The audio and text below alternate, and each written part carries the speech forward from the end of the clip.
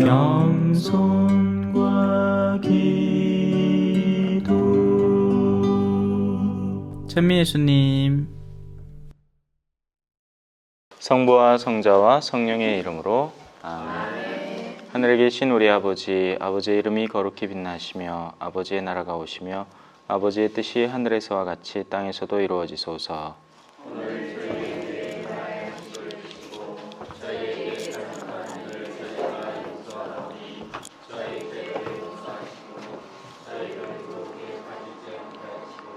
악에서 구하소서. 아멘. 고린토일서 12장 12절부터 들어가겠습니다. 12. 하나의 몸과 여러 지체. 이 가톨릭 교회 교리서의 구조를 살펴보더라도 비슷한데요. 먼저는 이제 우리가 살아가는 핵심 원리를 설명을 하죠. 하느님의 왜 계신가. 그러니까 도입부부터 시작을 해서 그렇게 전개가 됩니다. 하느님은 누구시고 이제 기본적인 설명이 들어가고, 그리고 나서 어느 정도 지나고 나면 이제 몸체, 우리가 실제로 살아가는데 이 신앙생활을 구체적으로 하는데 요구되는 어떤 몸체들은 어떤 것인가, 가톨릭 교회의 성사들은 뭐고, 뭐 전례는 무엇이며, 미사, 뭐 세례, 뭐 이런 것들에 대한 구체적인 하나의 신뢰들을 이제 배움을 받죠. 그리고 나서 맨 마지막에 이제 그런 것들이 구체적으로 어떻게 운영되는가, 윤리적인 생활에 대해서, 그리스도인과 윤리에 대해서 배우고, 그리고 맨 마지막에는 이 지상적인 차원 안에서 우리가 그렇게 이런저런 것들을 하게 된다는 것을 넘어서는 초자연적인 차원, 신비적인 차원, 기도의 차원이 맨 마지막에 기도하는 방법으로 나타나게 됩니다. 지금 이 고린토일서의 12장 12절부터는 이 교회의 몸덩어리는 어떤 것인가, 마치 내가 자동차를 사는데 그 자동차의 외부 구조가 어떤가 한번 살펴보는 거예요. 뭐 엔진은 뭐고, 안에 내장재는 어떤 게 깔려 있고, 뭐 그런 겁니다. 여러분들이 가구를 사는데 가구는 별다를 게 없나?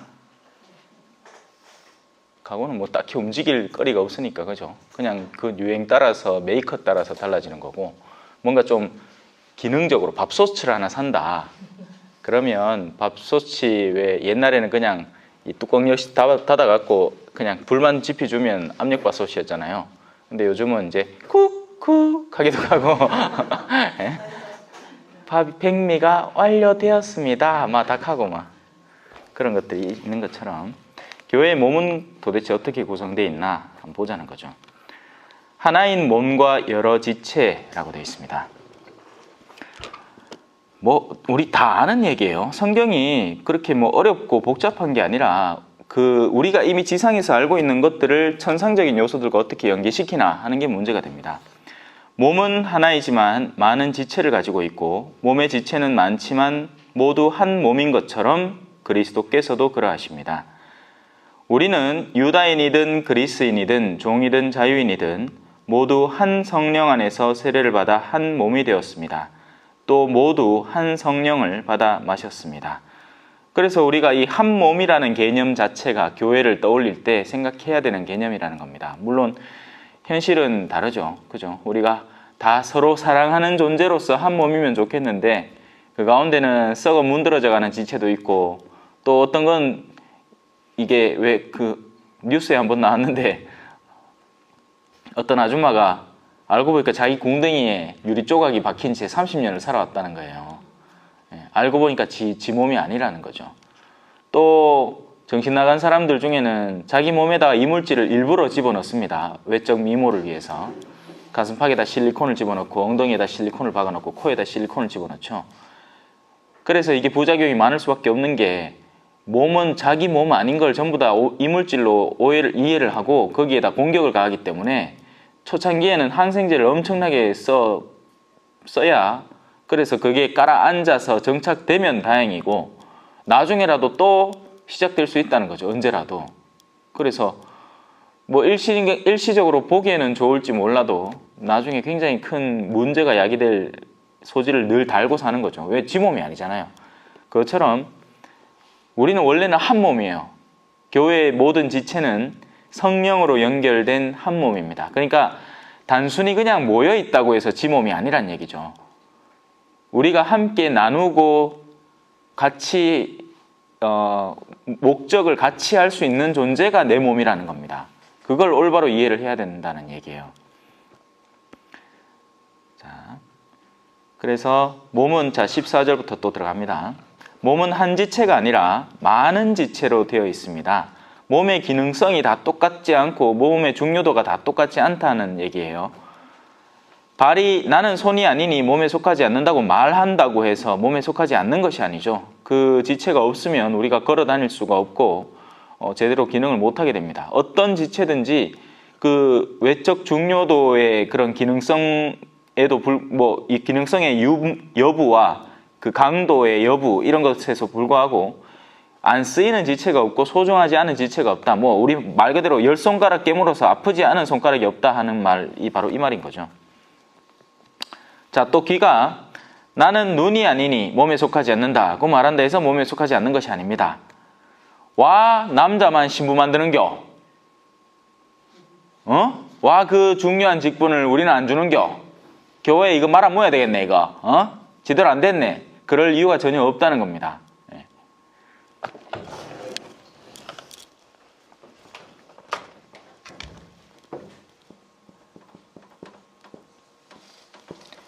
이것만 생각하면 좋아 보이는 일들이 참 많아요.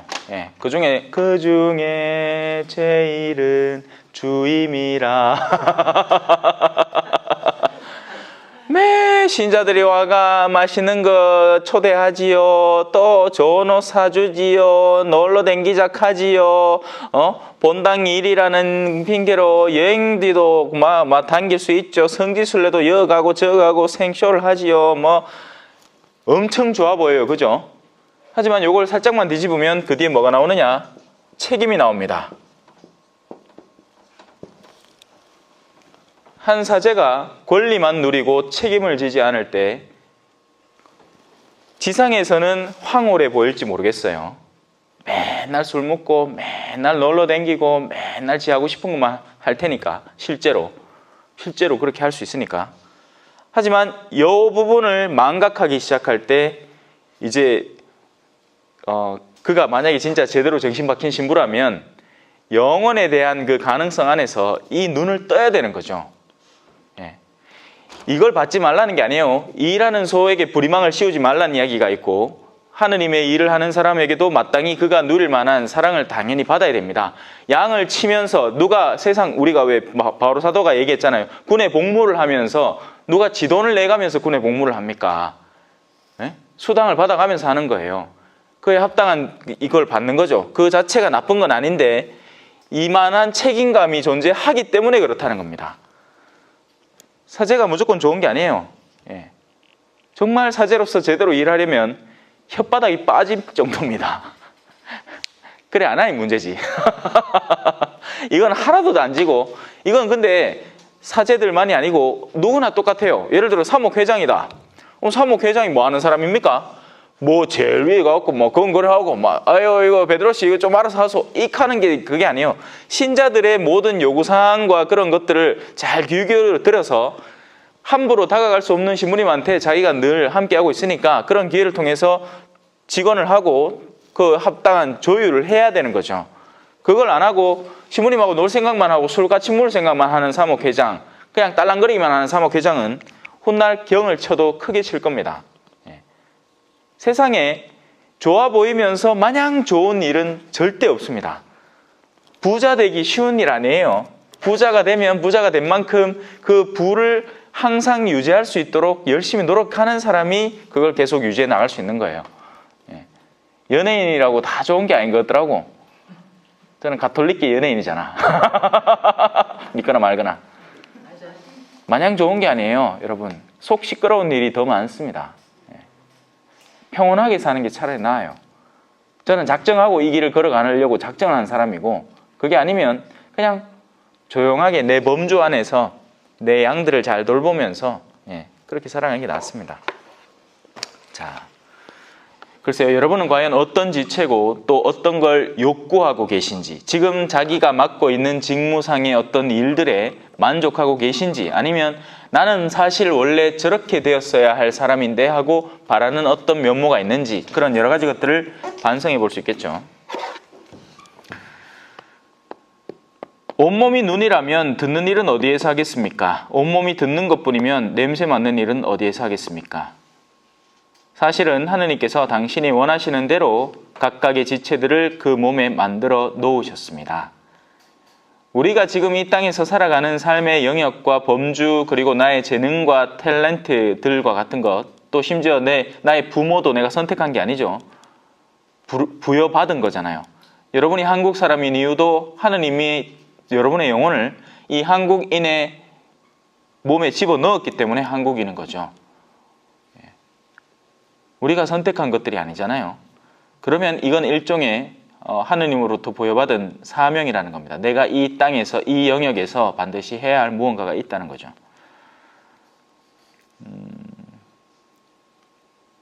모두 한 지체로 되어 있다면 몸은 어디에 있겠습니까? 사실 지체는 많지만 몸은 하나입니다. 눈이 손에게 나는 내가 필요 없다 할 수도 없고, 또 머리가 두 발에게 나는 너희가 필요 없다 할 수도 없습니다. 몸의 지체 가운데서 약하다고 여겨지는 것들이 오히려 더 요긴합니다. 역으로 바꾸면 더 요긴한 지체들은 더 약하다는 얘기이기도 해요. 신부가 왜 신부가 되는지 아세요? 약해서 그래요. 결혼을 하고 아내를 평생 견뎌내고 자녀들과의 관계를 돈독하게 하기가 야는 극하다가는 죽을 것 같은 게야. 그래서 성직이라는 직분에 집어넣어 놓으면 충분히 신자들의 사랑을 받아가면서 그 직분상에서 요구되는 사랑을 내어놓으면 되기 때문에, 강해서가 아니라 약해서 그럴 수도 있다고요. 존경스럽습니다, 여러분들이.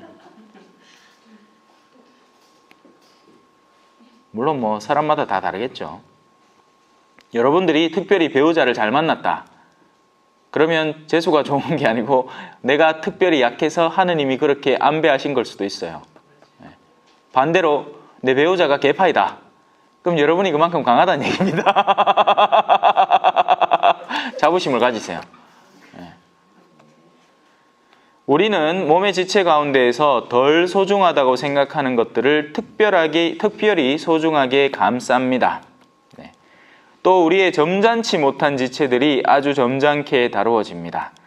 그러나 우리의 점잖은 지체들은 그럴 필요가 없습니다. 하느님께서는 모자란 지체에 더 큰 영예를 주시는 방식으로 사람 몸을 짜 맞추셨습니다. 그래서 한마디로 얘기하면 하느님께서는 모든 일을 좋게 하신다라는 기본적인 신뢰 안에서 나에게 부여된 이 지상의 삶을 군소리 말고 이렇게 성실하게 이행해 나가는 게 나을 것이다 라는 이야기입니다. 자, 그런 가운데 우리는 몸은 이해시킬 필요가 없죠. 지금 제가 여러분한테 가서 발가락 하나를 망치로 콩 찌으면 가만히 있을 깁니까? 아니죠. 온몸에 힘을 쥐어짜면서 그 순간 발가락을 뽑아내려고, 거기에서 그 고통스러움에서 뽑아내려고 노력할 것이고, 또 그렇게 하는 다른 힘 있는 지체들은 그렇게 공격을 가하는 사람을 어떻게든지 막아보려고 애를 쓰고, 눈은 더 열정적으로 보면서 순간의 공격을 더 처절히 막아내려고, 귀는 또 소리를 들어가면서 모든 지체가 활성화될 겁니다. 그게 연결되어 있다는 것의 의미예요. 근데 이게 공동체에서 그렇게 잘 안 되죠. 하지만 하늘나라에서는 다를 거예요. 물론 하늘나라에서 누가 공격하는 사람도 없겠지만 서로가 서로를 가장 온전하게 보완해주는 상태로 살아가는 거죠. 그런데 지상에서는 우리가 그렇지 않아요. 서로 단절되어 있는 겁니다. 근데 그 단절이 어느 측의 단절이냐는 거죠. 그리스도에게 붙어 있으면서 다른 세상의 영역에 단절되어 있는 게 우리인지, 아니면 우리는 그리스도에게 들러붙어 있지는 않으면서 다른 이들과 이 혈맹을 유지하는 건지. 자, 우리 베드로씨 앉으소. 자, 앉아하시다 하면서 막 새벽 2시까지 술 먹으면서, 자, 우리가 남이가 하는 그놈의 인간들은 남이야. 그 인간들은 남입니다.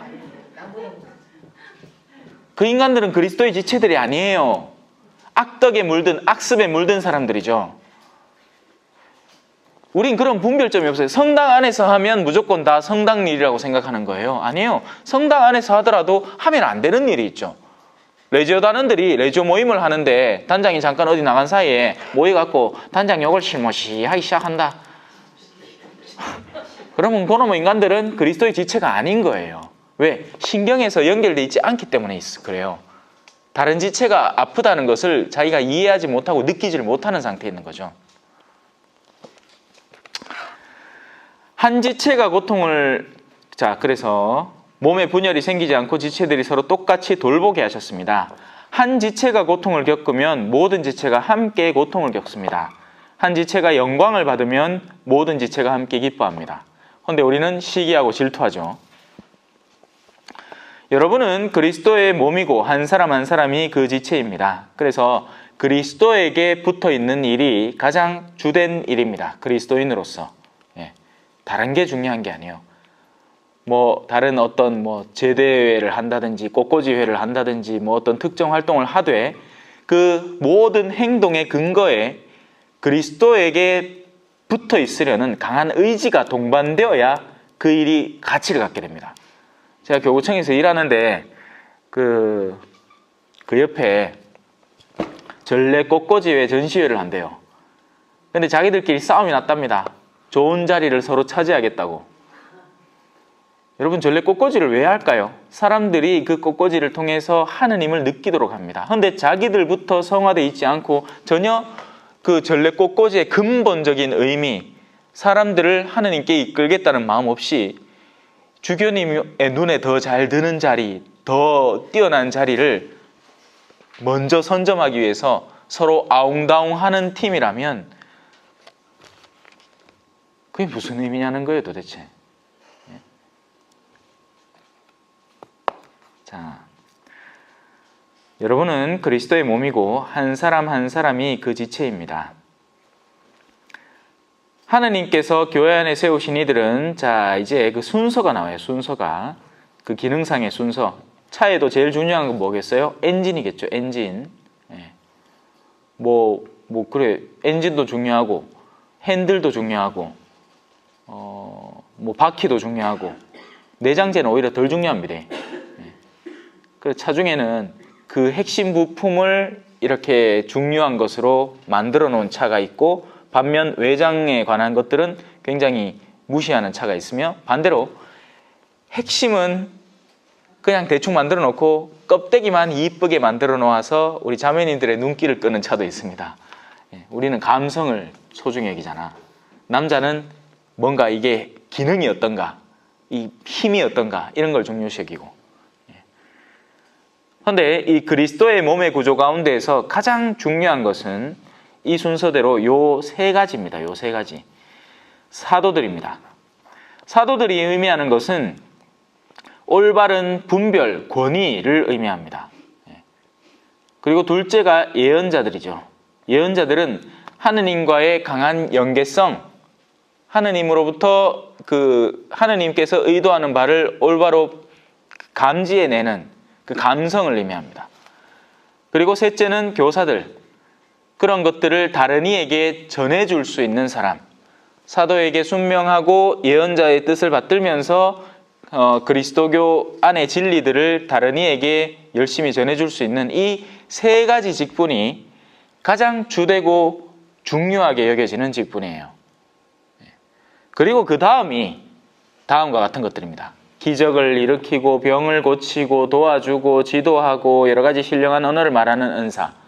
그런데 이걸 성령 기도에 잘못하면 요 뒤에 게 더 중요하다고 착각을 하기 시작합니다.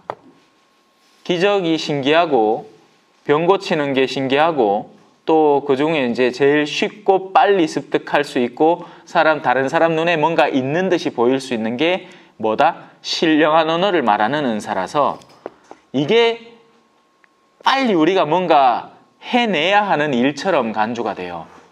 아니에요. 순명하는 정신이 훨씬 뛰어납니다. 그리고 그 하느님의 뜻에 깨어있는 마음이 훨씬 더 중요해요. 그리고 우리가 아는 그리스도의 진리를 타인들에게 전하려는 노력이 훨씬 더 중요한 겁니다. 그래서 더 소중한 은사를 청하세요.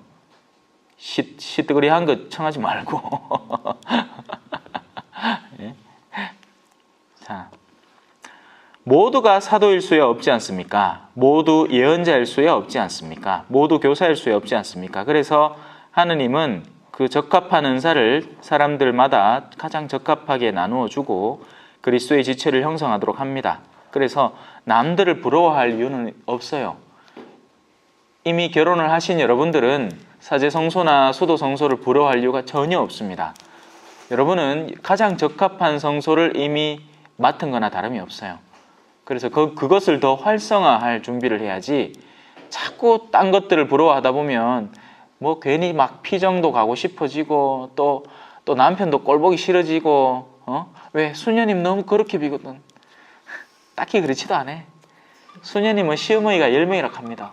예. 위에 있는 수녀님 수만큼. 그래요. 자, 지금 있는 자리가 꽃자리예요. 모두 기적을 일으킬 수야 없지 않습니까? 모두 병을 고치는 은사를 가질 수야 없지 않습니까? 모두 신령한 언어로 말할 수야 없지 않습니까? 모두 신령한 언어를 해석할 수야 없지 않습니까? 그러니 여러분은 더 큰 은사를 열심히 구하십시오. 네, 기왕 청할 때 더 큰 은사. 하지만 그 더 큰 은사라는 것이 외적으로 고상해 보이고 드높아 보이는 은사를 얘기하는 게 아니에요. 사도들이 받는 은사, 예언자들이 받을 수 있는 은사, 교사들이 받을 수 있는 은사를 구하라는 겁니다. 타인에게 내가 가진 신앙의 진리를 더 적극적으로 알리고 전할 수 있는 그 핵심 3가지 은사. 그게 바로 선교라는 거예요. 선교 위원장님 계시죠? 잘 들어놓으시소.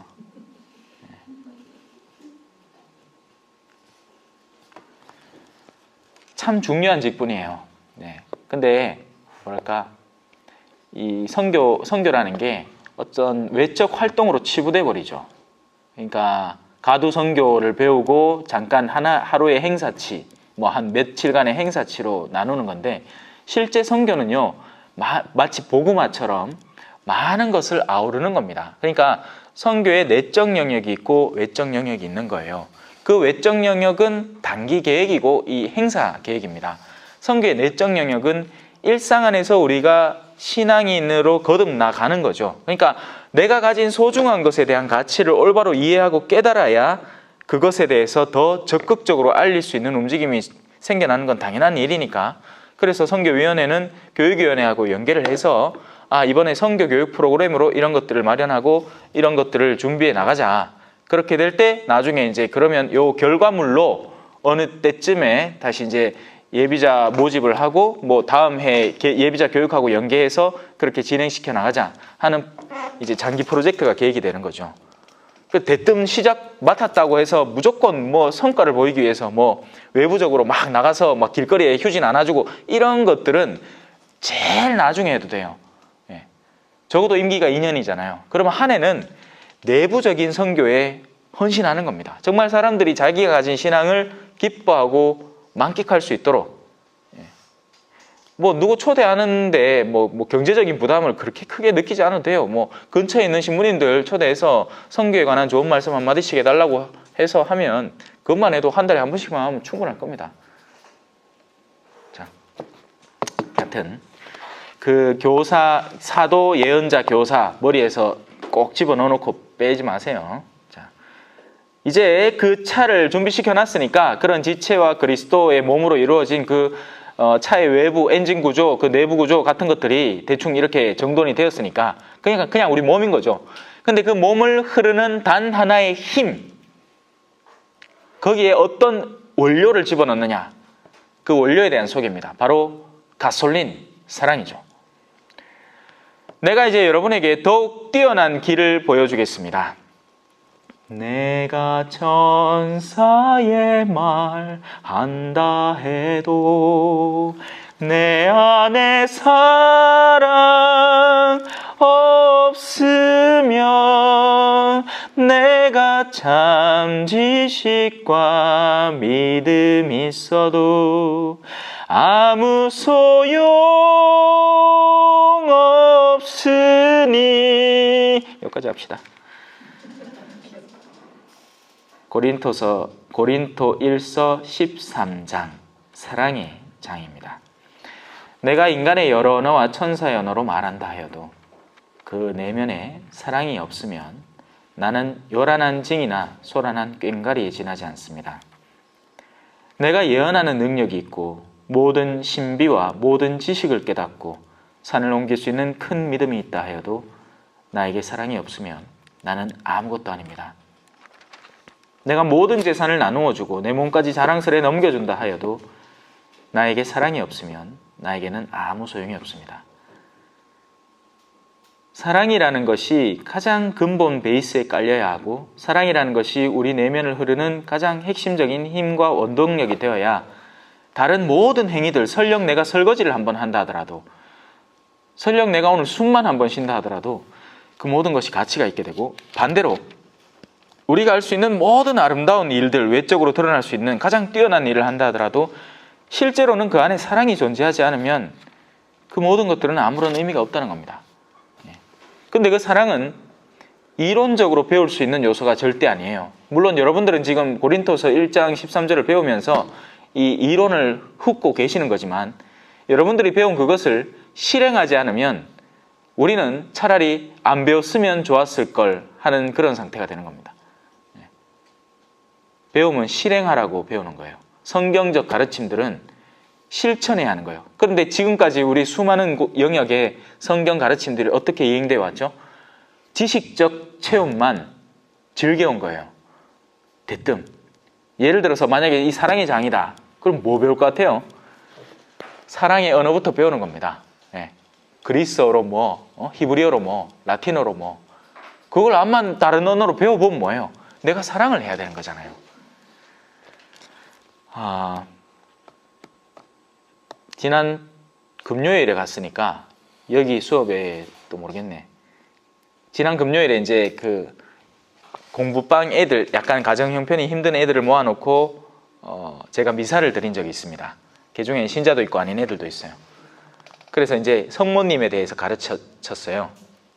성모님은 우리 진짜 엄마고 우리 하느님은 우리 진짜 아버지야 하는데, 그 중에 하나가 하느님이 그렇게 좋은 분이면 왜 우리 아빠는 나를 때려요? 이렇게 하는.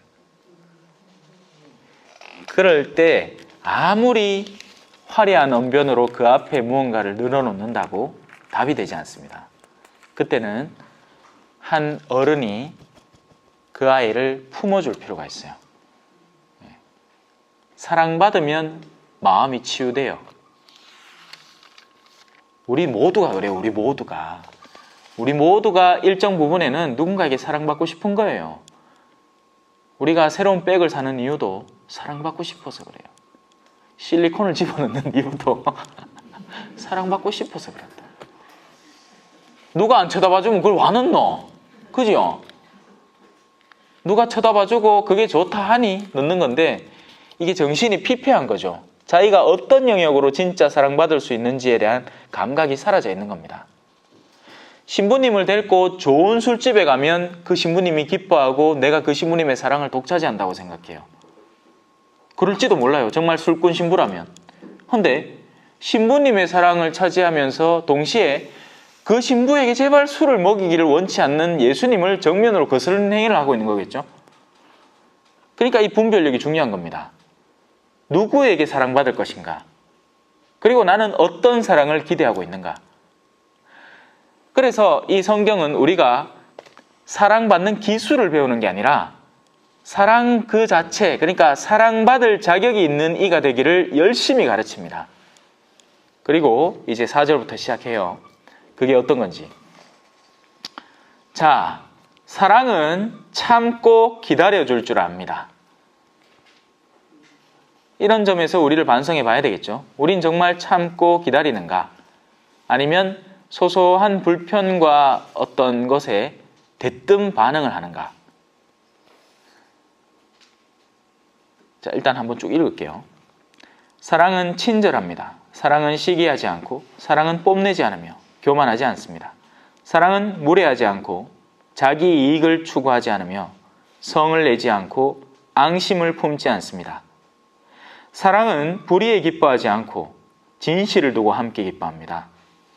그러니까 기뻐하기는 둘 다 기뻐하는데 한 측은 자기들끼리의 친교와 불의에 기뻐하고 누군가를 험담하면서 기뻐하고 음담패설을 나누면서 기뻐하고 다른 측은 진실을 두고 기뻐하는 겁니다. 이게 완전 다른 기쁨인 거죠. 사랑은 모든 것을 덮어주고 모든 것을 믿으며 모든 것을 바라고 모든 것을 견뎌냅니다. 자, 여기까지만 일단 봅시다. 사실 이것만 우리가 네모칸 쳐놓고 벽에다 붙여놓고 하루하루 나 자신을 양심성찰할 때 과연 내 사랑은 어땠나? 그걸 살펴볼 때 요것들을 살펴볼 수 있다면 크게 엇나가지 않았을 거예요. 엇나갈 수가 없어요. 배우자와의 관계에 있어서도 자녀와의 관계에 있어서도 이 모든 것들이 이게 해당되는 겁니다. 어떤 엄마는 자녀를 훈육하는 게 아니고 정말 성을 내요. 왜? 가장 성내기 쉬운 나의 성을 고스란히 받아들여질 수 있는 대상이기 때문에 그렇게 하는 겁니다. 그건 훈육과는 상관없는 거예요. 하지만 사랑으로 훈육하는 사람도 있습니다. 사랑은 자기 이익을 추구하지 않기 때문이죠. 내가 그들로부터 좋은 소리를 듣는 건 나의 이익을 추구하는 것이고 내가 진실을 추구하면서 그들에게 뭔가 불이익을 당하거나 해코지를 당한다 할지라도 진리를 통해서 기뻐하는 사람이 된다면 우리는 사랑하는 사람이 되는 거예요. 자, 모든 것을 덮어준다고 해서 무턱대고 악까지 그냥 무조건 다 오케이 한다는 얘기가 절대 아니에요. 여기서 덮어준다는 이유는 누군가가 자신의 잘못을 깨닫고 돌아올 때 이야기죠. 저는 장발장 이야기에서 우리가 좀 더 생각을 깊게 해봐야 된다고 생각을 합니다. 왜냐하면 그건 소설이잖아요. 그리고 당연히 그 인물은 그 인물이 받은 혜택을 통해서 훗날 새롭게 된다는 시나리오를 잘 써내려 갔어요. 하지만 그게 모든 상황에 똑같이 적용되는 건 절대 아닙니다. 옳은 건 옳다고 그런 건 그릇되다고 해주는 누군가도 분명히 필요해야 그런 이들이 있어야 그릇됨이 고쳐지기도 하는 거예요. 근데 이제 사람들이 그런 종류의 소설책을 읽고 오면 신부님은 무조건 오케이 해야 하는 사람으로 간주를 합니다. 그런 이미지가 자기 안에 구축되고 나면 정말 선에 따라서 옳고 그름에 대해서 감각이 살아있는 신부님이 오면 그 신부님이 꼴보기 싫어집니다. 왜? 자기들이 추구하는 걸 당신이 곰곰이 생각해보고 이건 아니다 라고 우리에게 조언을 해주는데 그 자체가 싫어버리는 거니까요. 남편이 악하다는 자매님들 중에 정말 남편이 악한 케이스는 기껏해야 아무리 많이 잡아야 10%밖에 안 됩니다. 나머지 90%는 자기 마음에 들지 않아서 싫은 것뿐이에요. 그게 제가 분별해낸 거였어요. 정말 그 남편이 나쁘다 해서 나쁜지 그 남편하고 이야기를 해보면 안 나빠요. 올바른 사람이에요. 강단이 있는 사람입니다. 그런데 그 자매를 충족시켜주지 못하는 것뿐이에요. 왜? 그 자매의 욕구가 막 넘나들거든요.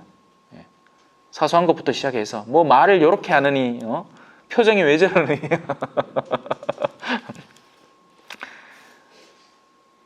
참 사람들을 만족시키는 건 쉬운 일이 아닙니다. 그래서 사람들한테 치이다가는 아무 일도 못하게 됩니다.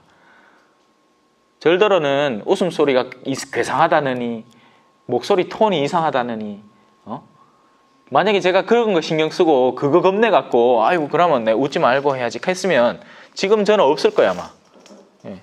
지금 저는 없고 그 앞에 그냥 늘 딴 데서 늘 보는 신부님 하나 그 앞에 떡 두고 있겠지. 그러고는 이제 사랑은 라틴어로는 이렇게 하고 있을게요.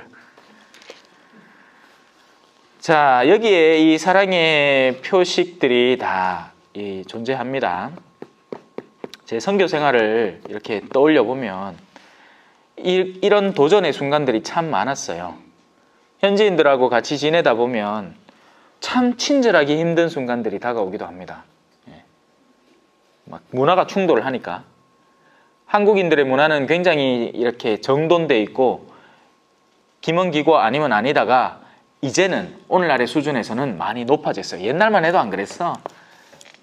주머니에서 꺼내갖고 그 교통경찰한테 쓱 넣어주면 교통경찰 가죽 부츠가 두툼했답니다. 그 안에가. 받은 돈 때문에. 불과 얼마 몇십 년 전에 그랬다는 얘기죠. 우리가 이렇게 준법 정신을 지키고 문화적인 시위를 그렇게 많은 사람들이 광화문 거리를 채우면서도 별다른 소동이 없이 끝난다는 것은 우리의 문화적 수준이 굉장히 발달했다는 거예요. 그러니까 이런 나라에서 이제 그 동네로 가잖아요. 그러면 허패디비집니다. 갑자기 2019년대의 사람이 1970년도에 한국에 가본다고 생각을 해보세요. 그때는 비행기에서 담배 폈습니다. 알죠? 몰라요? 버스 뒤에 보면 담배 꽁초 넣는 구멍이 있어요. 아직도 뭐 옛날 버스 같은 거 이렇게 보면 그 뒤에 있어요. 이제 버스가 많이 바뀌긴 했죠. 지금처럼 뭐 흡연자 구역 따로 두고 뭐 식당 금연 뭐 이런 거 없습니다. 예? 밥그릇에다가 그거 담배 끊는데 뭐. 그러니까 그런 상황이 만약에 처한다고 생각을 해보세요. 내가 가진 지금의 기준으로 그들과 충돌하는 거죠. 그러면 참 쉽지 않습니다. 참고 기다려주기 쉽지 않고 친절하기 쉽지 않고. 근데 그 과정을 거치니 사람이 웬만한 스트레스 상황에서는 이게 스트레스로 느껴지지가 않는 거예요. 그냥 신자분들을 보면 이뻐 보여요. 근데 제가 한국에 딱 들어와서 이제 신설 본당을 맡고 신자분들이 이제 전례 준비하고 이런 걸 보면서 우와 싶은 거예요. 와, 한국 사람들은 이렇게까지 준비를 하는구나. 여름에는 덥다고 찬물 수건 놔또, 겨울에는 추울까봐 뭐 또 틀어줘. 신부가 완전 호시 뺑뺑이야. 그 동네는 지가 다 챙기고 운전도 지가 하고 뭐 병자 방문도 딴 사람을 지가 태워가 가지 딴 사람이 나를 태우고 가는 일이 없어요. 운전하는 사람이 짜들어 몇 명 없으니까 모든 걸 내가 다 하는 겁니다. 한 번은 자매님들이 내 제이를 세탁해 주겠다고 들고 와서는 물빨래를 해왔네. 제이를 물빨래를 하면 제이 자체의 색깔은 뭐 그렇다 치고 요 가운데 수놓은 데가 그 안에 색실들이 색이 완전 뒤엉켜버립니다. 네. 그래갖고 이제 내한테 들고 왔어. 근데 그때만 해도 저는 단련이 되어 있던 상태였어요. 그래서 보는 순간 놀래긴 했지만 아이고 다음부터 그러지 마 시세 하고 넘어갔습니다. 네. 한국 같으면 그 자매 아마 성당 안 나오려고 할 거예요. 아마 충격받아갖고. 네. 물론 물빨래 할 일도 없죠. 드라이를 맡기지. 그래요. 우리의 일상의 삶의 영역에서 하느님은 바로 이 사랑을 선물하십니다. 무슨 말이죠? 사랑 자체를 주는 게 아니고 사랑을 내가 활성화시킬 수 있는 수많은 영역들을 우리한테 선물해 주시는 거예요. 그러니 눈을 뜨고 바라보세요. 그러면 어디에 하느님의 손길이 묻어나오는지를 이해하게 됩니다. 참고 기다리고 싶은 사랑을 키워나가고 싶으세요? 그럼 참고 기다리셔야 돼요. 친절하고 싶으세요? 그러면 내 주변에 불친절한 한 인간이 다가올 겁니다. 시기를 안 하고 싶은데 헌데 부러운 누군가가 존재할 거예요. 근데 일부러 그런 환경에 노출시키지 마세요. 될 수 있으면 TV는 정말 보고 싶은 프로그램 그거 말고는 좀 꺼놓으세요. 왜냐하면 TV라는 것 자체가 목적하는 바가 뚜렷하거든요. 보고 갈망하라라는 겁니다. 그게 삶의 패턴이건 아니면 어떤 물건이건 아니면 어떤 여행지건 국내 여행지를 끊임없이 보여줘서 내가 전에 모르던 장소를 알게 되고 저기는 내가 꼭 한번 가봐야 되겠다는 욕구가 내 안에 활성화되면 그 프로그램은 성공한 거예요. 그래서 그런 지자체가 지원을 빵빵하게 해주는 거죠. 교회도 조심해야 됩니다. 정부에서 지원해 준다고 득섭 받잖아요. 정부는 그냥 일하는 데가 아니에요. 자선사업 하는 데가 아니라고요. 목적이 뚜렷해요. 그러면 그 목적을 달성해 줘야 되는 거예요. 그러니까 처음에는 교회가 교회 자체만의 어떤 예산이나 뭘로 활동할 때는 자유롭게 활동할 수 있는데 누군가에게서 이 정부기관이나 사회단체에서 뭔가 돈이 자금이 유입될 때는 그들이 요구하는 수준을 반드시 채워야 하는데 문제는 뭘까요? 교회는 그런 세상의 무언가를 채우는데 익숙해져 있지 않은 거예요. 그래서 그 산통이 일어난 게 뭐였어요? 희망은 사태인 거죠. 우리는 관행대로 해온 거예요. 관행대로. 물론 첫 마음은 좋았어요. 희망원이 처음 생겨날 때는 정말 세상에 더할 나위 없는 아름다운 활동이었어요. 세상이 할 수 없었던 활동이죠. 그걸 우리 교회가 한 거예요. 근데 이게 그대로 하던 대로 계속 이루어져 오는데, 그러는 통에 뭘 했다? 정부의 지원을 이제 받기 시작하면서, 근데 그 정부가 지원만 해주고 믿어온 거죠. 잘하겠지.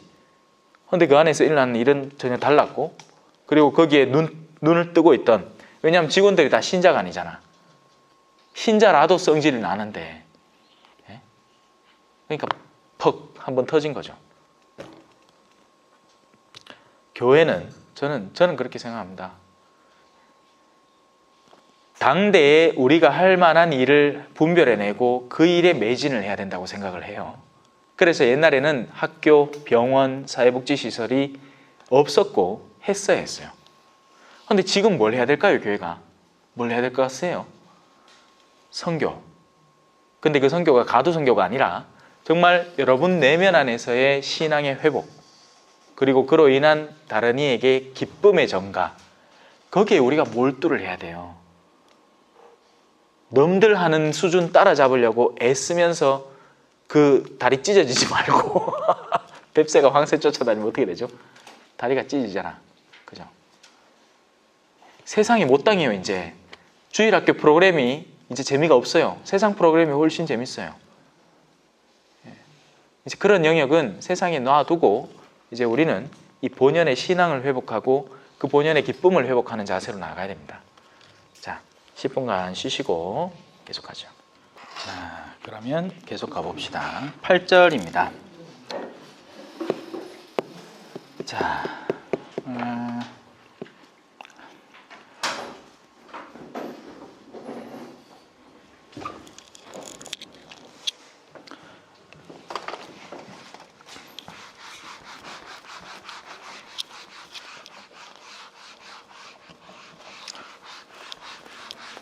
이 처음에 이제 예비자들을 모아놓고 교리를 시작할 때쯤이면 그들의 수준에서 사람들을 끌어와야 되잖아요. 대뜸 우리가 하는 걸 물론 소개해주면 신기해하긴 하겠지만 동의를 못한단 말이에요. 그러니까 공감을 하기 힘들다는 거죠. 그래서 사람들의 현실에서부터 시작될 수 있는 무언가를 서서히 이끌어와야 됩니다. 그리고 그런 가운데에는 대표적인 게 이게 있죠.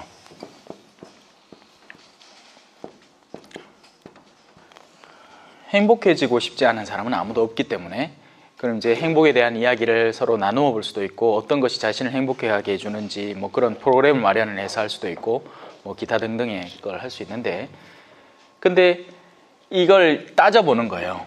자, 돈이 있다. 정말 이게 행복하게 해주는가? 아니면 그 돈이 효력을 발휘하는 동안은 나를 행복으로 감싸주는 듯 하다가 결국에는 이 돈이 아무리 많아도 행복하지 않은 사람들에 대한 예를 얼마든지 많이 찾을 수 있을 거 아닙니까? 그죠? 수많은 연예인들, 또 그 무슨 대기업의 자녀들의 그런 막 나가는 일상들, 또 얼마 전에도 또 무슨 국회의원 딸내미가 뭐 마약 들어오다가 걸렸다면서요. 그 사람 도대체 왜 그러냐는 거죠. 돈이 없어서 그러지는 않는다는 겁니다. 그러니까 다른 행복의 유형을 찾는다는 거죠. 자기들 딴에는. 그래서 뭐 이 행복을 채워줄 수 있는 것, 대표적인 것, 바로 돈과 권력과 명예, 이런 것들에 대해서 이제 살펴주는데, 핵심 뭐냐? 영원하지 않다는 거예요. 그래서 행복은 이 영원이라는 특성과 맞닿아야 한다는 겁니다. 그래야 진짜 행복이라고 부를 수 있는 참된 행복의 의미가 가다할 수 있게 되는 거죠. 그게 아닌 다음에는 전부 다 다른 것들은 일시적이고 영속적이지 못한 쓰러지는 것들이에요. 그럼 이 영혼을 찾아러 떠나야 되잖아요. 그죠? 영혼은 어디 있겠어요? 우리로서는 죽었다 깨나도 이 영혼을 만들어낼 수도 알아낼 수도 없습니다. 영혼은 오직 영원하신 분이 우리에게 당신의 빛을 드러내실 때, 그래서 우리를 계시 종교라고 부르는 거죠. 그때 그 영혼에 대한 맛을 알 수 있게 되고, 그 영혼을 통해서 우리가 행복을 추구할 때 그 행복이 안정된, 보장된, 정말 진정한, 절대 그 누구도 빼앗아갈 수 없는 그 행복이 될 수 있다라는 이야기입니다. 그런데 심지어 이 성당 활동 안에서조차 엉뚱한 일들이 많이 일어나는 거죠. 사람들이 성당 활동을 하는 게 비단 정말 하느님을 추구해서 그 행복을 누리려고 하는 사람들보다는 여러 개가 연계돼서 한다는 거예요. 예. 그 안에는 자기 개인의 위신, 명예도 있고 또 사람들 사이에서 누릴 수 있는 권력도, 어떤 자매는 말이 얼마나 현란한지 또 거기에다가 이 거룩함을 권력의 기반으로 삼는 거죠. 근데 그 거룩함은 제가 늘 가르치듯이 진정한 거룩함이 아니라 거룩함의 껍데기, 외적 요소들, 바로 이적, 기적, 기도의 방법, 또 기도의 양, 이딴 걸 거룩함의 근간으로 삼아서 나는 이미 이런 것들을 알고 하는 사람이야 라고 권력 기반을 형성하기도 하고, 또 이것도 명예와도 마찬가지로 맞닿아 있죠. 나는 이런 종류의 것들을 아는 사람이고, 나는 어느 신부님을 알고, 나는 어느 주교님을 알고, 줄줄줄줄 나오는 거예요. 이 모든 것들, 그리고 또 돈도 예외가 아니죠. 아메이, 터미는 기본이고 예? 또 정말 장사하는 수많은 사람들이 처음부터 이 영원한 행복을 근간으로 다가온 게 아니에요. 뭐라도 조금 가게에 보탬이 될까 싶은 마음이 분명히 존재를 하는 거죠. 왜냐하면 이 단체와 이 연계를 맺으면 당연히 그 이득을 얻게 되니까요. 그리고 가끔씩 성당에서도 왜 신자 주소록 이런 거 만들잖아. 신자 장사하는 분들 신자 주소록. 예? 그래서 이제 신자들끼리 거기를 좀 이용해 달라는 거죠. 뭐 그 자체가 나쁘다고는 할 수는 없지만, 이걸 뒤바꿔버리는 순간, 이 위치가 바뀌어버리는 순간 원초적인 우리가 하느님으로부터 얻어질 수 있는 그 행복의 근거를 이 세속적 행복과 뒤바꾸는 순간 그것들이 이 자리를 차지하면서 우상이 되어버리는 겁니다. 다른 모든 요소가 마찬가지인 거죠. 그래서 이 영원한 행복, 그것을 우리는 사랑이라고 부르는 겁니다. 고린도 1서에서 사랑은 8절입니다. 13장 8절. 사랑은 언제까지나 쓰러지지 않습니다. 심지어는 예언도 없어지고, 예언도 자기가 한 사명을 다하면 쓰러지겠죠. 신령한 언어도 우리가 직접 마주보고 나면 뭔 그런 신령한 언어가 필요하겠어요. 우리 말 자체가 신령할 건데. 그리고 이 신령한 언어 자체에 대한 곡해가 있습니다. 여러분, 신령한 언어가 랄랄랄랄라입니까? 신령한 언어는 하느님의 거룩한 영이 깃든 언어예요. 여보, 사랑해. 이게 신령한 언어라고요. 내가 평소에 내 의지만으로는 하기 힘든 어떤 언어, 하지만 그에게 가서 그의 마음을 하루 밝힐 수 있는 언어, 그런 언어를 하라는 게 신령한 언어라는 거지. 물론 알아듣기 힘든 순간이 있죠. 왜냐하면 우리의 이 거룩한 영이 우리를 엄습할 때 우리를 온전히 차지하게 됩니다. 일종의 탈원 상태에 빠져드는 거죠. 그러고 나면 우리 몸이 그 영의 흐름에 반응을 하는데, 마치 대학생이 유치원생 몸에 들어가서 자기가 아는 함수 공식을 얘기하려고 하는데 혀가 훈련되어 있지 않은 상태하고 비슷한 거예요. 근데 그건 알아듣지 못하는, 그러니까 우리 귀로는 알아듣지 못하지만 의미가 없는 언어는 아니라서 그걸 해석해주는 은사를 따로 받은 사람의 귀가 듣고 나면 그것에 대한 해석이 뒤따르는 게 마땅하다는 겁니다. 근데 우리는 신령한 언어를 어떻게 해요? 불 꺼놓고 단체로 그냥 하면 신령한 언어인 줄 아는 거예요. 아니요, 그냥 그 신령한 언어의 그 순간 자체는 내가 평소에 하지 않던 어떤 활동으로 나를 개방한다 정도로 그렇게 훈련을 삼는다라는 것으로 충분한 가치를 가집니다. 그렇다고 해서 또 안 할 이유는 없어요. 해보면 돼. 예. 왜냐하면 거룩한 하느님의 그 존엄 앞에 나의 그런, 심지어는 자존심 같은 거, 나의 그런 아이고 내가 그런 것도 할까해 하던 그런 마음을 헌신하고 개방하는 계기가 되기 때문에 괜찮아요. 그 순간은 안정된 상태니까요. 그런데 그게 신령한 언어의 전부다라고 생각하면 크나큰 착각입니다. 신령한 언어는 하느님께서 의도하시는 말을 우리가 입으로 내뱉는 것들을 신령한 언어라고 얘기하는 거예요. 근데 심지어는 그런 것마저도 그친다는 거예요. 우리 자체가 홀날 사랑에 완전하게 동참하게 되면, 소금인형 알죠? 소금인형. 바다의 깊이를 재기 위해 바다로 들어간 소금인형처럼, 소금인형이 바다에 들어가면 어떻게 됩니까? 녹지. 그래서 그 소금 인형이 바다화 되는 거잖아요. 바다는 어마어마하게 큰데 소금 인형이 녹으면 그 바다와 함께 머무를 수 있게 되는 겁니다. 우리는 사랑 안에 녹아 들어가야 돼요. 우리는 지식도 없어집니다. 여기서 말하는 지식이라는 건 그 학위 따고 무슨 박사학위 따고 이런 지식 말고 거룩한 지식을 말합니다. 성경에서 말하는 지식은 하느님을 아는 지식을 말해요. 그런데 하느님을 직접 뵈고 나면 그분에 대해서 따로 알 필요가 없겠죠. 우리는 부분적으로 알고 부분적으로 예언합니다. 그러나 온전한 것이 오면 부분적인 것은 없어집니다. 내가 아이였을 때에는 아이처럼 말하고 아이처럼 생각하고 아이처럼 헤아렸습니다. 그러나 어른이 되어서는 아이적의 것들을 그만두었습니다. 우리가 지금은 거울에 비친 모습처럼 어렴풋이 보지만 그때에는 얼굴과 얼굴을 마주 볼 것입니다. 내가 지금은 부분적으로 알지만 그때에는 하느님께서 나를 온전히 아시듯 나도 온전히 알게 될 것입니다. 그러므로 이제 믿음과 희망과 사랑, 이 세 가지가 계속됩니다. 이 세 가지를 복음 삼덕이라고 부릅니다.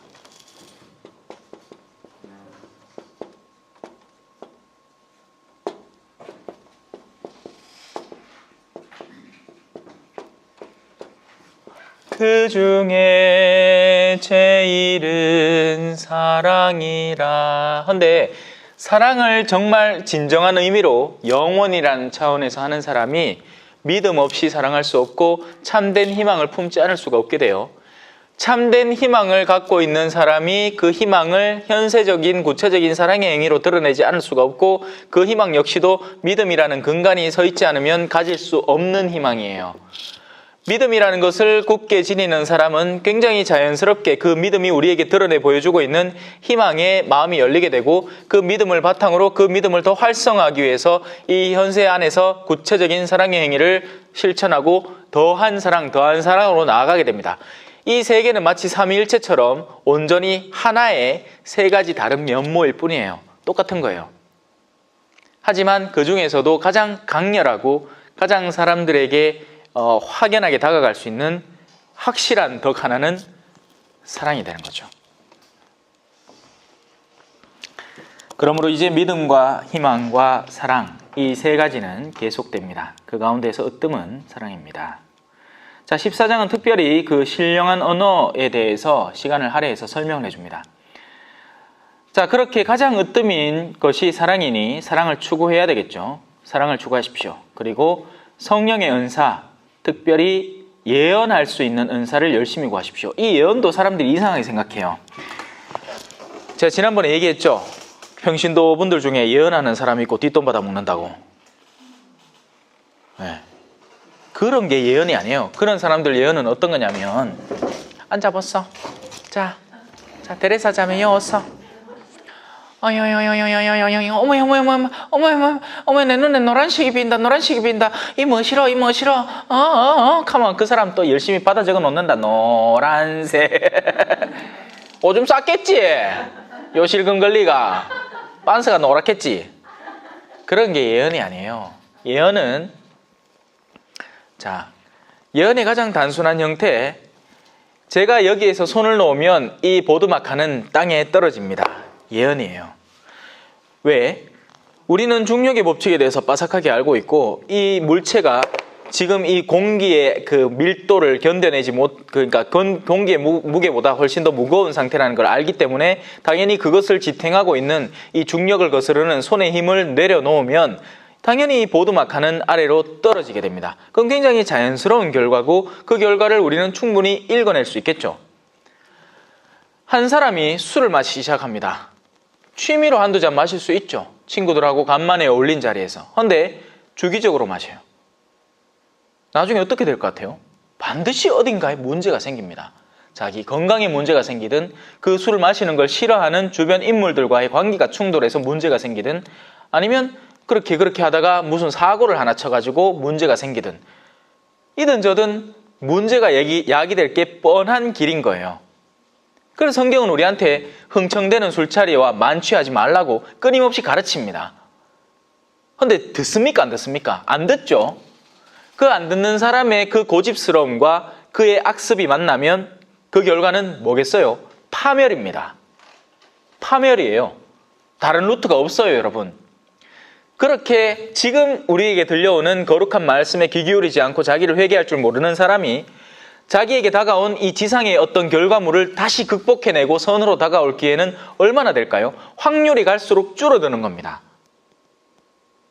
그런 것들을 미리 예견하고 지금 예방할 수 있을 때 막아주는 것을 예언의 활동이라고 하는 거예요. 자, 아까 우리 잠깐 저한테 오셔서 이제 상담을 하셨잖아요. 우리 선교위원장님이 우리 본당의 선교를 어떻게 이끌어갈까 하면 본당의 현 상태가 보이는 것입니다. 그러니까 어느 정도 선에서 내가 할 수 있는 역량을 더해서 거기에 조력을 하고 이 선교의 방향을 잡아 나갈 수 있을지, 그러면 그런 것들이 가능하게 보이는 거예요. 그럼 그건 역시도 예언의 활동에 참여하고 있는 거죠. 여러분들의 가정을 이렇게 떨어져서 삼자의 입장에서 한번 바라봐 보세요. 나는 어떤 것에 흥분하는 사람인가? 나는 남편의 어떤 영역에 불만족스럽고, 그리고 그 불만족스러움에 대해서 어떻게 표출하고 있고, 또 남편의 긍정적인 면에 대해서는 충분히 그 긍정성을 인정을 하고 두둔해주고 있는가? 그런 나 자신을 객관적으로 바라보면 거기에서 예언이 나오는 겁니다. 아, 내가 아직 철이 덜 들었구나 라든지, 아, 의외로 나라는 사람은 참 괜찮은 사람이구나, 하지만 더 열심히 해봐야지, 더 나은 사랑을 더 키우기 위해서, 그런 계산이 나오는 거죠. 예언이라는 건 그렇게 보여지는 미래에 대한 일인 거예요. 말도 안 되는 무슨 노란색 빨간색 얘기가 아니고, 꿈 꿨는데 뭐 이상한 꿈을 꿨는데 그거 해몽하러 돌아다니는 게 예언이 아니고, 대나무집 찾아가는 게 예언이 아니라고요. 진정한 그리스도교적 예언, 그것은 한 사람의 운명, 한 공동체의 운명에 대해서 미리 예견해주고, 그래서 요나가 뭐죠? 예언자예요. 하느님의 명을 받들어서 니네베라는 그 어마어마한 공동체의 파견이 돼서 이대로 가다가는 죽는다라는 얘기를 해줬기 때문에 예언자가 되는 겁니다. 그게 예언이라고요. 그런 의미로 예언할 수 있는 은사를 구하라는 거예요. 이상한 기술을 배우라는 게 아니고요. 신내림 받으라는 게 아니고. 이 천주교 신자분들 중에서도 그런 호기심에 잔뜩 사로잡혀 있는 사람들이 참 많습니다. 그리고 그걸 먹잇감으로 노리는 사람들도 꽤나 많아요. 자, 신령한 언어로 말하는 이는 사람들이 아니라 하느님께 말씀드립니다. 자기를 엄습해온 그 거룩한 영이 하느님에게 열렬히 찬미와 찬양을 드리거나 뭐 필요한 이야기를 하는 거죠. 사람은 아무도 알아듣지 못하기 때문입니다. 우리를 엄습한 그 영이 우리의 몸에 작용을 하는데, 그게 우리가 일상적으로 참여하던 활동의 결과물이 아닌 겁니다. 그는 성령으로 신비를 말하는 것입니다. 자, 그래서 이 바오로 사도가 이 고린토전서 14장에서 강조하는 점을 올바로 이해를 하세요. 자, 그러나 예언하는 이는 사람들을 성장하게 하고 격려하고 위로하는 말을 합니다. 지금 저 역시도 하나의 예언자입니다. 여러분 앞에 선, 여러분에 있어서 삶 안에서 어떤 부분이 변화되어야 한다는 것에 대해서 분명히 지적해주고 더 선명하게 알려주고 거기에 대해서 격려해주기도 하고, 또 때로는 분명한 충고를 해주는, 질책도 해주는 그런 예언자의 사명을 제가 수행하고 있다고 저는 확신해요. 제가 제조차고 이 일을 하는 건 아니라는 거 분명하거든요. 신령한 언어로 말하는 이는 자기를 성장하게는 해요. 그 신령한 언어에 자기를 개방하고 하느님의 영역에 자기를 열어놓기 때문에 자기 자신의 성장을 도모할 수는 있습니다. 그건 분명히 다가오는 거예요. 제대로 참여할 때 말이죠. 사실 그런 성령기도에서 하는 신령한 언어의 기도의 순간에 참여하는 것만 해도 쉽지 않은 자기 개방이에요. 한번 해보셨는지 모르겠는데 내년에 2월 달에 또 할 거거든요. 경주 충효 성당에서 하기로 했습니다. 기회되면 한번 해보세요. 다음 묵상에는 제가 주도적으로 이끌어 갈 테니까 굉장히 도움이 될 겁니다. 그래서 그 안에 신령한 언어를 하는 순간이 있죠. 이제 흉내 내 보는 거예요. 근데 그 흉내 내는 것만 해도 나를 상당히 깨야 되고 개방해야 됩니다. 아, 성령이라는 분에 대한 굳은 믿음이라는 덕목을 바탕으로 그래, 그분께서 나를 차지할 수 있도록 나를 개방을 해보자 하고 나를 맡겨드리는 거예요. 그러면 실제 성령께서 건드려주는 사람들이 있습니다. 물론 거의 대다수는 훈련을 하는 거예요. 그 연습을 하는 거죠. 근데 그 연습 중에 자기한테 공이 날라온 거야. 그러면 자기도 걷잡을 수 없게 무언가가 일어나기 시작해요. 거침없는 눈물. 마치 진짜 뭐가 벅 터진 것 같은 그런 종류의 눈물이라든지 아니면 이거 전에 겪어본 적이 없는 환희, 기쁨. 눈물은 당연히 뉘우침의 눈물이고 회개의 눈물이겠죠.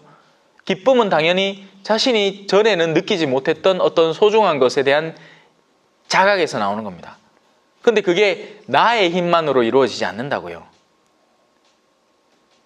이건 설명해서 될 건 아니고 나중에 해보소. 근데 다 주어지는 것도 아니에요. 앞서 얘기했잖아요. 그죠? 지체가 다 서로 다 다르고 달란트가 다르고 은사가 다 다르듯이 필요한 이에게 적절히 주어집니다. 자, 근데 옛날도 비슷했나 봐. 이런 걸 하나의 기술화 시켜가지고 그런 걸 잘하는 사람이 뭔가 대단한 자기의 능력치가 있는 사람으로 자기를 드러내고 싶었겠지. 자, 신령한 언어로 말하는 이는 4절입니다. 자기를 성장하게 하지만 예언을 하는 이는 자기 자신의 성장을 도모하는 게 아니고 교회를 성장하게 합니다. 교회 공동체의 선익을 위해서 일하는 사람이 되는 거죠. 나는 여러분이 모두 신령한 언어로 말할 수 있기를 바랍니다. 그래서 이것만 똑 따옵니다. 이것만. 신령한 언어에 대해서 강조점을 하고 싶은 사람은 지금 바오로 사도의 전체적인 흐름을 다 무시하고 이것만 똑 따오는 거예요. 나는 여러분이 모두 신령한 언어로 말할 수 있기를 바랍니다. 오, 바오로 사도가 우리더러 신령한 언어로 말할 수 있기를 바란다 했대. 이것만 보면 그렇죠. 맞죠? 계속 읽어볼까요? 그러나 그보다는 예언할 수 있기를 더 바랍니다. 바로 이 부분이 무시되는 거예요. 그리고 예언이 뭔지도 제대로 이해가 안 되고 또 이 부분마저도 곡해를 하고 교묘하게 자기식대로 써먹는 사람이 있습니다. 교회 제도권 안에서 제가 얘기했던 그런 거짓 예언자들, 교회의 신령한 영역을 자기의 이득을 취하는 수단으로 만드는 사람들이 있다는 얘기예요. 차라리 2단으로 떨어져 나가면 뚜렷이 드러나긴 하겠어. 이 사람들은 교회 내에서 활동을 합니다. 그리고 이렇게라도 해서 제가 알아보고 지적할 수 있는 상황이면 낫겠어요. 아까도 지나가다가 이야기하다가 넘어갔지만 정말 사람들 사이에 교묘하게 파고들어서는 서로를 이간질시키고 서로에게 상처를 주고 더할 나위 없이 공동체를 파괴시키는 움직임을 하는 사람들이 곳곳에 숨어 있는 겁니다. 그리고 그들의 말은 너무나 현란해서 그들의 말을만 듣다 보면 설득당해요. 여러분, 이단에 빠지는 사람들이 멍청해서 빠지는 게 아니에요. 같은 말을 계속 반복해서 듣다 보면 그게 사실인 것 같이 느껴지는 거예요. 사람의 마음은요, 굉장히 유약해요. 의외로. 같은 말을 계속 반복해서 듣다 보면 그게 자기 자신이 되는 거예요. 저는 같은 말을 계속 반복해요. 사실 저도. 근데 저는 제 말을 하는 게 아니잖아요. 여러분들이 예수 그리스도에게 다가와서 진정하고 영원한 행복에 가닿기를 위해서 그 말을 계속 반복하는 겁니다. 자, 누가 해석을 해주어서 교회가 성장에 도움을 받는 경우가 아니면 예언하는 이가 신령한 언어로 말하는 이보다 더 훌륭합니다. 그래서 신령한 언어로 말하는 이는 어떻게 돼야 된다? 누군가가 해석을 해주고 그것이 교회의 성장에 도움을 받는 것으로 활성화될 수 있도록 도와주어야 한다는 거죠. 자, 이제 형제 여러분, 내가 여러분에게 가서 신령한 언어로 말한다 한들 계시나 지식이나 예언이나 가르침을 주는 말을 하지 않으면 내가 여러분에게 무슨 소용이 있겠습니까? 여러분 앞에서 그러니까 저처럼 여러분이 이해할 수준의 말과 이해할 수준의 상황적 지식을 함께 나누는 게 아니고 앞에 와서 이렇게 하는 게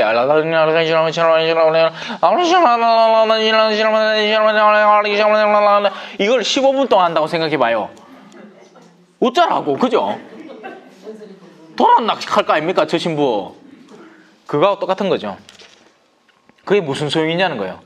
마찬가지로 필이나 수금처럼 생명 없는 것들도 소리를 내지만 분명한 가락을 내지 않으면 피리로 불거나 수금으로 뜯는 곡을 사람들이 어떻게 알아들을 수 있겠습니까? 또 나팔이 확실하지 않은 소리를 내면 누가 전투 준비를 하겠습니까? 그러니까 하다못해 그런 하찮은 기물들도 목적하는 바가 있고 그 목적하는 바가 상대에게 전달이 된다는 겁니다. 나팔 소리는 뿌 하고 나면 뭔가 웅장하고 엄숙한 일이 벌어진다는 것을 인지하게 되고 피리나 수금을 뜯으면 그 흥겨움에 취하게 된다는 거죠. 예? 비트박스 소리를 들어 피리 이거 하고 나면 왠지 어깨가 들썩들썩 해진다는 거예요. 이런 하찮은 소리들도 그 목적성을 갖고 있고 그것을 달성하게 되는데 신령한 언어는 이도 저도 아니라는 거죠. 어떻게 보면 그것이 해석하는 은사가 곁들여지지 않을 때는 한다는 것 자체가 나쁘다는 게 아니에요. 하는 거 좋아요. 훈련하고 연습하고 그런 것들을 시간 나서 자기의 개발을 위해서 하고 성령을 나에게 초대하기 위해서 하고 하는 거 좋아요. 그런데 그보다는 예언의 은사가 훨 더 낫다는 겁니다. 이와 같이 여러분도 신령한 언어로 말할 때 분명하지 않은 말을 하면 그 말을 어떻게 알아들 수 있겠습니까? 그것은 허공에 대고 말하는 셈입니다. 세상에는 물론 수많은 종류의 언어가 있지만 의미가 없는 언어는 하나도 없습니다. 그런데 내가 어떤 언어의 뜻을 알지 못하면 나는 그 언어를 말하는 이에게 외국인이 되고 그 언어를 말하는 이는 나에게 외국인이 됩니다. Padre nuestro que estás en el cielo, santificado sea tu nombre, venga a nosotros tu reino, hágase tu voluntad en la tierra como en el cielo. Danos hoy nuestro pan de cada día, perdona nuestras ofensas como también nosotros perdonamos a los que nos ofenden. No nos dejes caer en la tentación y líbranos del mal. 주님의 기도했어요. 근데 알아듣지 못하면 뭔 소용이냐는 거예요. 제가 방언하는 것 같이 들렸죠, 그죠? 그런 거죠. 그래서 초창기에 이 모여있던 그 다락방에 모여있던 예수님의 제자들은 바로 그 신령한 언어로 그 영이 시키는 대로 그 주변에 일대에 모여있던 이들에게 가장 적합한 언어로 하느님의 진리를 전하기 시작한 거예요. 그래서 신령한 언어는 바로 영의 움직임이 나를 움직인다는 거지. 그러면 자, 또 이렇게 해석하는 사람 있어요. 신령한 언어는 외국어다. 아니에요. 한국말로도 신령한 언어를 가능해요. 우리한테도 들려야 될 게. 다만 신령한 언어의 주체가 누구이며 어떤 목적으로 나를 써서 그 언어를 내뱉게 하는가가 중요한 일인 겁니다. 자, 이 정도 했으면 이해하셨으리라고 생각해요. 여러분도 마찬가지입니다. 여러분은 성령의 은사를 열심히 구하는 사람들이니 교회의 성장을 위하여 그것을 더욱 많이 받도록 애쓰십시오. 사도 바오로도 그것을 거부하는 게 아니에요. 그렇게 받으라고 했습니다. 그러므로 신령한 언어로 말하는 이는 그것을 해석도 할 수 있도록 기도하십시오. 자기에게 영이 떨어주는데 그 영의 떨을 그냥 그 순간 느끼고 그쳐버리는 게 아니고 왜 어떤 목적으로 나를 그렇게 떨게 만드는가를 이해해서 교회의 구체적인 봉사직으로 나아가라는 이야기입니다. 성령을 그냥 지조차고만 받지 말고 그렇게 받은 성령을 통해서 구체적인 교회 활동으로 그러니까 봉사직으로 안 나가도 좋아요. 자기 생활을 변화시키라는 얘기예요. 성령이 그렇게 맞닿아 봤으면.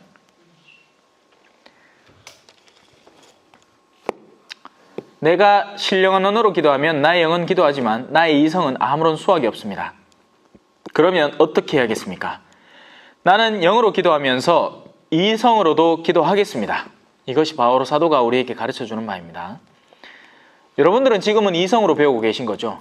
물론 저는 이성만 쓰는 게 아니고 여러분의 감성과 여러 가지 면모를 다 쓰려고 노력을 합니다.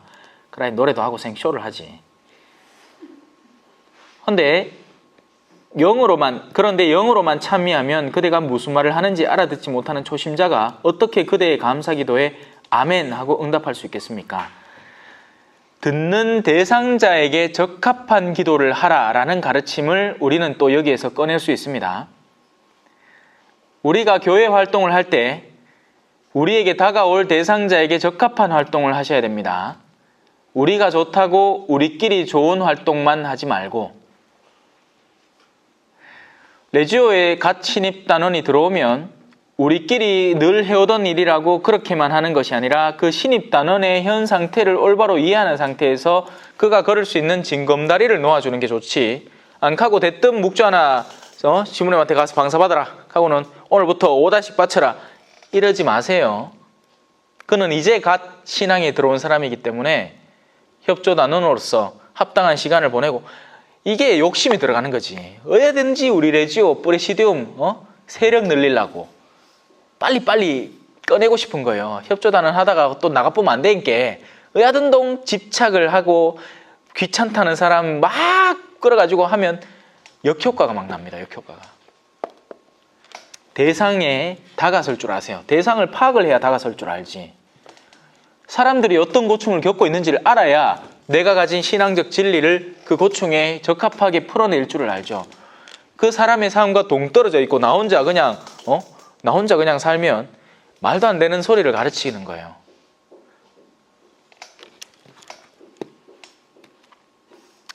그대야 훌륭하게 감사를 드리지만 다른 사람은 성장에 도움을 받지 못합니다. 하느님께 감사하게도 나는 여러분 가운데 누구보다도 더 많이 신령한 언어로 말할 수 있습니다. 그러나 나는 교회에서 신령한 언어로 10,000마디 말을 하기보다는 다른 이들을 가르칠 수 있게 내 이성으로 5마디 말을 하고 싶습니다. 형제 여러분, 생각하는 데에는 어린아이가 되지 마십시오. 악에는 아이가 되고 생각하는 데에는 어른이 되십시오. 율법에 이렇게 기록되어 있습니다. 내가 또 다른 신령한 언어를 말하는 자들을 통하여 다른 나라 사람들의 입술을 통하여 이 백성에게 말할지라도 그들은 내 말을 귀담아 듣지 않으리라 하고 주님께서 말씀하신다. 이 일이 일어나고 있는 현실이 바로 오늘날 우리 한국 교회의 현실입니다. 무슨 말이냐? 하느님이 이스라엘 민족을 선택을 했어요. 그리고는 그들을 통해서 이 세상에 복음을 전하려고 했습니다. 그리고 당신 외아들도 유대인으로 보내셨죠. 헌데 정작 그 예수님도 자기 고을에 가서 어떻게 느끼셨죠? 믿지 않는 것을 이상하게 생각하셨어요.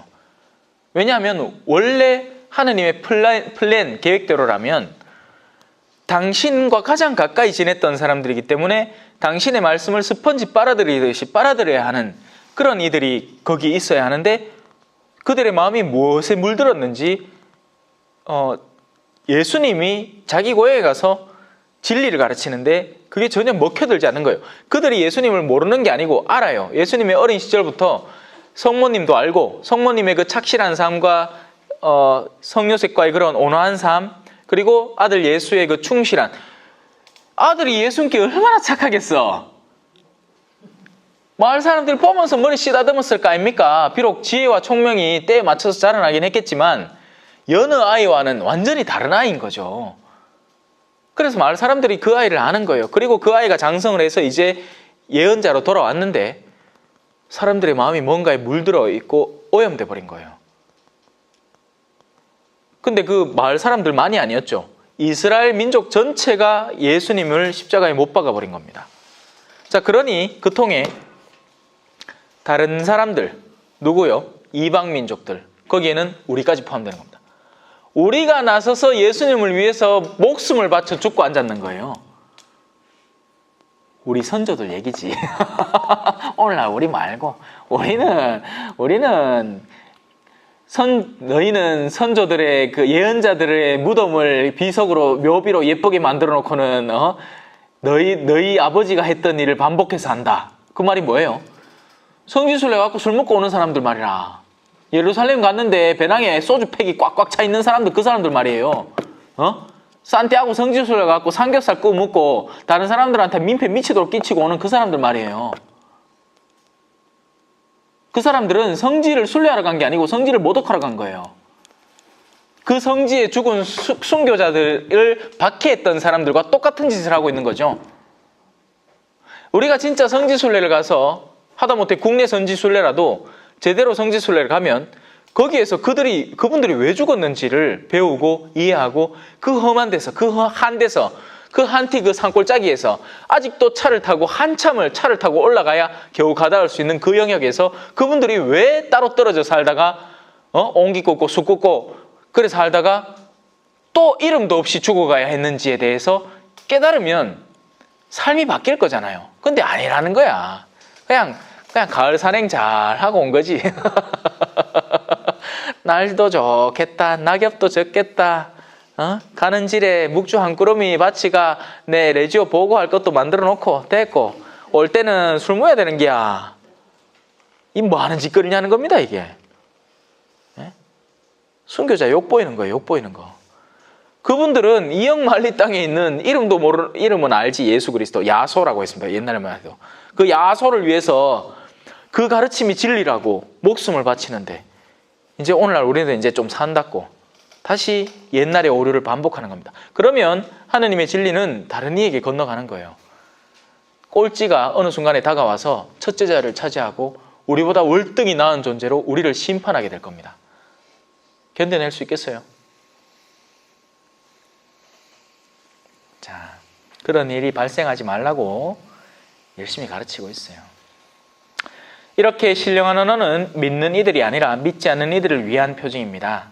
그러나 예언은 믿지 않는 이들이 아니라 믿는 이들을 위한 표징입니다. 온 교회가 한자리에 모여 모두 신령한 언어로 말하는데 초심자들이나 믿지 않는 이들이 들어온다면 그들은 여러분을 미쳤다고 하지 않겠습니까?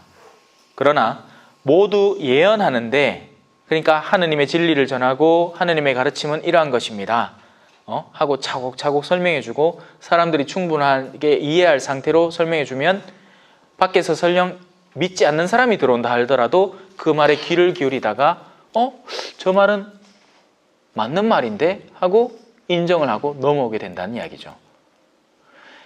자, 이로써 다채로운 영역을 우리는 또 동시다발적으로 살펴볼 수 있어요. 교회가 교회끼리만의 행사에 집중해 있으면 이건 신령한 언어를 바치는 거나 똑같은 겁니다. 다른 이들이 이해하지 못할 짓만 반복해서 하는 거죠. 무슨 말인지 아시겠죠? 여러분, 제 강의를 듣는 분 중에서는요, 제가 유튜브로 계속 하니까 미국에서도 듣고 개신교에서도 들어오고 또 작년에는 불교 신자도 들어오셨어요. 왜냐하면 들어보면 틀린 말은 아니거든요. 그러니까 굉장히 조심스럽긴 하죠. 왜? 신앙적인 계시의 영역은 그분들에게는 미지수입니다. 뭐 예수니 하느님이니 개발 소용없어. 그런데 그걸 바탕으로 해서 우리가 어떻게 착실하고 성실하게 우리 삶을 꾸려나가야 하며 오류가 가득 찬 이들을 어떻게 하면 적절하게 대응할 수 있는지에 대한 그런 구체적인 양식은 그들도 이해할 만하다는 거예요. 우리가 신앙을 가르칠 때 곧잘 권위에 힘입어서 가르치려고 됩니다. 무슨 말이냐면 우리는 신앙인들 사이의 관계니까 어느 신부님이 얘기했다 하면 그게 신앙의 근거가 되어버려요. 거기에는 그 어떤 합리성도 이성도 존재하지 않는 거죠. 전리위원이 두 명이 싸웁니다. 왜? 한 사람은 A라는 수녀님이 가르친 대로 요건 요래놔야 된다고 하고 딴 사람은 B라는 수녀님이 가르친 대로 아니다 요래놔도 된다 하는 거예요. 그런 가운데 만약에 이제 제가 그런 자리에 간다면 자, 잘 들으세요. 이 물건의 목적 자체는 이런 전례 행위에 합당하게 여기에 쓰이도록 만들어진 것이기 때문에 그래서 A라는 수녀님은 그렇게 설명을 한 것이고 왜? 여기에 이 물건에 걸어치기 때문에 그것은 이렇게 놓는 게 자, 제가 오늘 성동성당 갔다 왔잖아요. 그 앞에 공사하고 있습니다. 공사 왜 하느냐? 성모상이 있는데 성동성당 입구가 저쪽에 있으니까 요래 끼울이 놨는 기라. 근데 인자와 다시 공사를 요래 바로코 있습니다. 왜? 뒤에 주차장이 생겼는데 새천년병원에 신자들이 차를 거다 대놓고 뒤로 들어온다는 기라. 그러니까 성모상을 등지고 등뜨버리 쳐다보고 들어올 수가 없으니까 이렇게 돌린대요. 예. 우리 이제 그런 걸 그러니까 성모상의 방향이 어디 있느냐의 문제로 여기가 맞냐 저기가 맞냐 원리가 중요하다는 거죠. 왜 그렇게 해야 되는지 누구에게 더 유익한 존재가 되어야 하는지에 대한 이해를 도모해야 된다는 겁니다. 그런데 우리가 그런 일을 도모하지 않고 우리가 이미 갖고 있는 어떤 특정 노선에 그걸 강요하고 있다면 초심자가 왔을 때 이 아들이 뭔 소리 하는지 이해가 안 된다는 거예요. 예. 우리가 믿고 있는 신앙의 많은 근거지들이 정말 그 이해를 올바로 추구해서 거기를 따라가는 건지 아니면 그냥 그 어떤 사고도 없이 생각이 근거도 없이 그냥 그러려니 하고 따라가는 건지 밖에서는 변호사고 의사인데 성당만 들어오면 뻥한 사람이 돼요. 사목회의가 존재하고 재무회의가 존재하는 이유는 그에 합당한 회의를 하라는 것인데 그 사람들은 신부님이 알아서 하겠지 합니다. 사제의 권한은 성사적 권한이고 전례적 권한이지 세속적 권한은 여러분들이 더 잘 알아요. 제가 건물을 집어야 알겠습니다. 시설 분담을 하는데 저는 아는 게 아무것도 없어요. 인맥도 없고 건물이 어떻게 지어지는지 기초가 어떻게 쌓이는지 누구부터 무슨 계약을 해야 되는지 그 계약은 어떻게 이루어지는지 시공업체 3개를 같이 만나가 미팅을 하고 그 가운데에서 최종적으로 이 시공업체를 한다라는 것을 왜 해야 되는지 그런 감각이 없는 거예요. 그래 신부님들 뭐 한다 하면 사기당하기 좋습니다. 근데 신부님도 이제 자꾸 지어본 신부님이 계시겠지. 그래요. 자 다시 돌아올까요? 그래서 모두 예언하는데 믿지 않는 이가 초심자가 들어오면 그는 모든 이에게 질책을 받고 그 모든 이에게 심판을 받게 됩니다. 또 그 마음속에 숨겨진 것들이 드러납니다. 그러면 그는 얼굴을 바닥에 대고 엎드려서 하느님께 절하면서 참으로 하느님께서 여러분 가운데 계십니다 하고 선언할 것입니다. 신기한 일을 탐하지 말고, 자 결론, 신기한 것을 쫓아가지 말고 신앙적 이해를 도모하고 그 도모된 이해를 구체적으로 실천하는 신앙을 살자. 그럴 때 우리 성교도 밖에 사람들이 그런 우리의 바뀌어가는 모습, 사랑하는 모습을 보면서 굉장히 자연스럽게 다가올 수 있게 된다. 신앙 안에서 이적, 기적, 신기한 행위들을 자꾸 쫓는 우리의 내면을 조심하세요 라는 이야기입니다. 성부와 성자와 성령의 이름으로 아멘. 영광이 성부와 성자와 성령께 전과 같이 이제와 항상 영원히 아멘. 성부와 성자와 성령의 이름으로 아멘. 감사합니다. 겸손과 기도